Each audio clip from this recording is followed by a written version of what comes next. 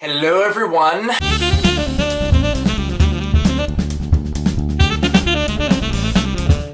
We're back after taking the week off. I think we can all agree that last week was just like the shittiest week. It's almost like humanity was invited over by the universe to have dinner and humanity is full, but the universe is like, no, come on, have more. And you're like, okay, I can't take this anymore. That was probably a bad joke, but you get the point. It was a shitty week. So last Monday was the Boston Marathon bombing. I'm from the Boston area, so I was very personally affected. So that was another reason why we took the week off.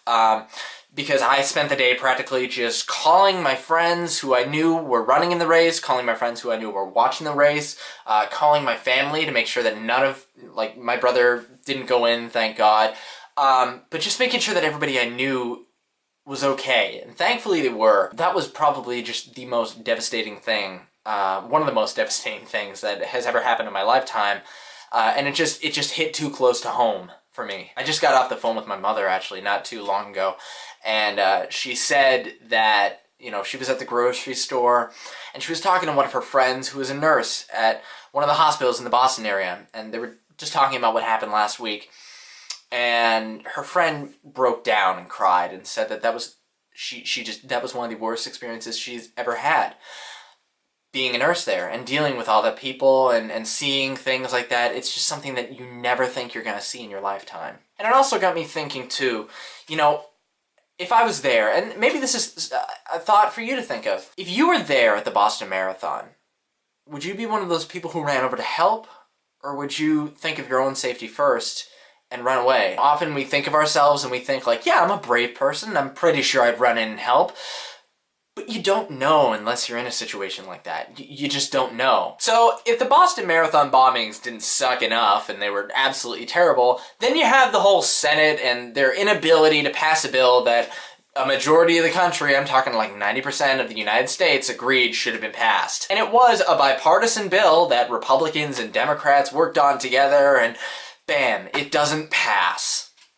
It was just a very, very sad day, and it was very clear that there are many people who were won over by the gun lobbyists, which sucks. One of the people I went to high school with posted on Facebook the day that the Boston bombings happened, and he made this status. I'll be the first to say it, Facebook. Still worried about assault weapons? So he posted that on the same day that the Boston bombings happened. And I thought to myself, this is extremely douchey. Really douchey. Really poor timing. You could have said it on a different day in a less smug way. Granted, there are many valid points, and that's a very valid thing to be discussed, but you could have just not been a smug douche about it. Then you have the whole explosion in Texas, which was just, oh my god, freaking the video clips from it, freaking scary. Then of course you have on Friday when they were actually going out to find the guys, and then you have that whole shootout that happened just outside of Cambridge, and that was really intense, but I applaud the Boston PD, I applaud all the officials who were involved. They were extremely swift, extremely organized, and they got the guys. They got the bastards. The alarming thing, though, was that one of them was 19 years old, and apparently after he was involved in the Boston bombing, he went back to school and acted as if nothing happened, and then there's that shootout. And you just have to wonder what kind of person does that. I don't know. I don't know. Mainly last week just sucked. And the big thing, the big takeaway I took from it was our Senate sucks. Bad things can happen anywhere. You know, when 9/11 happened, the idea was it could happen here. And after Sandy Hook and everything that's happened recently with all the shootings, the thought has now shifted from it can happen here to it can happen anywhere. And I take that from an article that was posted on CNN, and I'll link you guys to it. It was a very, very well-written article. And it pretty much said that if 9/11 made you sad, then the Boston Marathon and Sandy Hook should make you angry. The final takeaway I took was how effective social media is, and just how in this day and age, everything gets spread over social media, and sometimes a little bit more accurately than the news stations. I'm talking to you, CNN, because you really blew it in terms of saying that our sources say we know the guy and they got the guy. Oh, wait a minute, sorry about that. And I understand, you know, a lot of people get pissed off when the news fucks something up. And I understand that you know, the news, it's a human thing. It's run by a bunch of people. There's human error. There's mistakes made.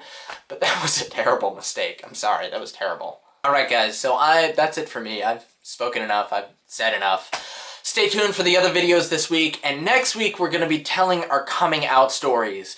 So stay tuned to that. And hopefully that'll get some good talk going. And hopefully you'll learn some stuff. I don't know why I just screamed talk. I just like talk. Whatever.